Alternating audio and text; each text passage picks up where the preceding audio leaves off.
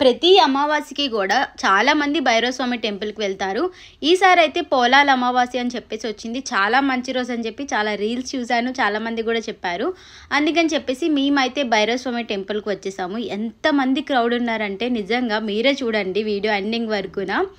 ఈ టెంపుల్ వచ్చేసి సింహాచలం దాటిన తర్వాత అడివరం జంక్షన్ నుండి మనం స్ట్రైట్గా వెళ్ళినట్టయితే రైట్ సైడ్ ఉంటుంది.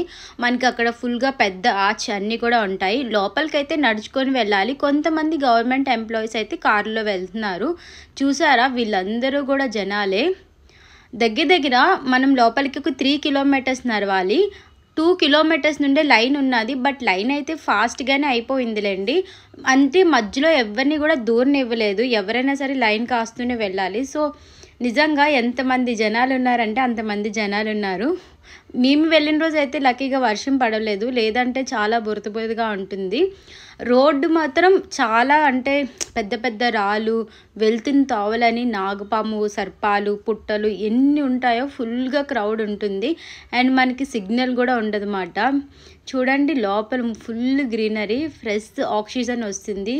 నిజంగా చాలా హ్యాపీగా అనిపించింది. ఇక్కడ స్పెషల్ దర్శనాలు ఇలాంటివి ఏమీ లేవు. ఎవరైనా సరే లైన్ కాసే వెళ్ళాలి. అదొకటి బాగా నచ్చింది. ఎంతమంది దీపాలు పెడుతున్నారో. ఒకప్పుడైతే ఇక్కడ గుమ్మడికాయతో పెట్టిన దీపం చాలా ఫేమస్. ఇప్పుడైతే గుమ్మడికాయని ఆపేశారని చెప్పేసి అంటున్నారు. మేము అప్పుడు వెళ్ళేటప్పుడైతే దగ్గర ఒక 500 మీటర్స్ వరకు కూడా అన్ని గుమ్మడికాయ దీపాలే. ఇప్పుడు ఎవరో 1, 2 కనిపిస్తున్నాయి. మిగతా అందరూ కూడా నవధాన్యాల మీద దీపం పెడుతున్నారు. నిజంగా చూడండి, ఎక్కడో ఒక్కొక్క దగ్గర కనిపిస్తున్నాయి. ఇలాగా మనకి గుమ్మడికాయ దీపాలు కనిపించేవి. ఇప్పుడు నార్మల్ దీపాలే పెడుతున్నారు.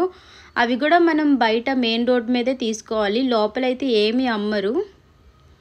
కనీసం వాటర్ ప్యాకెట్స్ కానీ ఏమీ ఉండవు. మనకి ఏం కావాలనుకున్నా కూడా మనం బయట తీసుకొని లోపల దర్శనానికి రావాలి. కొబ్బరికాయ కానీ, విభూది కానీ ఏదైనా సరే మనమే డైరెక్ట్గా స్వామివారికి వేయచ్చు. అంతేకాదు చాలామంది గారెలతో చేసిన దండలు కూడా వేస్తున్నారు. ఇంకా మేము రిటర్న్ వెళ్ళిపోతున్నాము. లైన్ అయితే ఇంకా పెద్దదైపోయింది. మేమైతే 8:30కి అలా వచ్చాము. వెళ్ళినప్పటికైతే 10:30 అలా అవుతుంది. ఫాస్ట్గానే అయిపోయింది. అంటే లోపల అంటే నడవడానికి స్టార్ట్ అయ్యేది 8:30కి స్టార్ట్ అయ్యాము.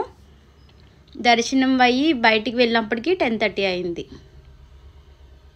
ఇంకా ఇక్కడ కొన్ని ఫొటోస్ తీసుకున్నాం. చాలా హెవీ క్రౌడ్ ఉంది. మేమైతే నిజంగా మనం అమావాస్య ఆదివారం కాకుండా నార్మల్ డేస్లో వెళ్ళినట్టయితే ఖాళీగానే ఉంటుంది కొద్దిగా. అమావాస్య రోజు కానీ ఆదివారం కానీ చాలా రష్గా ఉంటుంది.